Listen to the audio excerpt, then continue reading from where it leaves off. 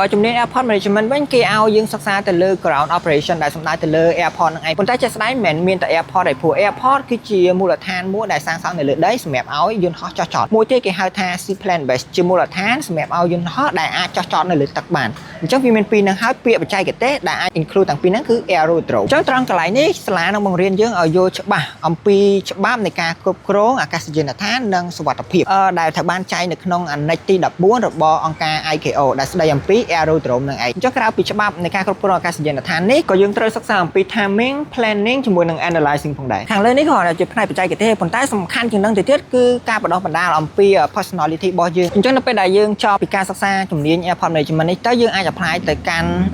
airport នីមួយៗដែលមាននៅក្នុងប្រទេសខ្មែរឬក៏យើងអាចទៅធ្វើការនៅបរទេសបានដែរក្នុង airport មួយមានផ្នែកសេវាកម្មជាច្រើនដូចជាស្ថានីយ៍ប្រេងឥន្ធនៈការគ្រប់គ្រងទំនិញនាំចេញនាំចូលនិងគយ airport security management airport rescue and firefighting station និង airport maintenance services ជាដើមផ្នែកដែលខ្ញុំបានលើកឡើងនៅខាងលើសិតតែជាផ្នែកធំៗដែលជាផ្នែក ground operation នៅពលាខ្ញុំលើកឧទាហរណ៍ជាក់ស្ដែងមួយដូចជាផ្នែក airport rescue and firefighting services ដែលការនៅ airport ចាស់របស់យើងពោធិ៍ចិនតុងនេះមួយឆ្នាំត្រូវចាយទៅលើ service ហ្នឹងទុំ$1 លានចុះរំទៅដល់ពលានថ្មីទៀតទំហំប៉ុណ្ណឹងតែយើងត្រូវចាយអស់ប្រមាណហើយបានជាផ្នែកនេះសំខាន់មែនព្រោះថានៅក្នុងច្បាប់ស្ដីអំពីអាកាសចរណ៍ស៊ីវិលអន្តរជាតិគេបានចែងថានៅពេលដែលយន្តហោះមួយមានឧបទ្ទវហេតុនៅលើ runway ឬក៏ airside អ្នកពន្លត់អគ្គិភ័យនិងសង្គ្រោះបន្ទាន់ត្រូវតែដល់ទីតាំងហ្នឹងក្នុងរយៈពេលតែ3នាទីទេទោះពលានយន្តហោះហ្នឹងធំប៉ុណ្ណាក៏ដោយអញ្ចឹងបើសិនបើ airport ហ្នឹងជាប្រភេទ 4E ឬក៏ 4S ដែលមានទំហំធំហ្នឹងគេត្រូវវិភាគថាតើគេត្រូវតែសាងស្ថានីយ៍ពន្លត់អគ្គិភ័យចំនួនប្រមាណ1 2 3 4ទៅតាមភាពជាក់ស្ដែងករណីមួយបើសិនបើយើងអាចគោរពទៅតាមលក្ខខណ្ឌហ្នឹងបានទេ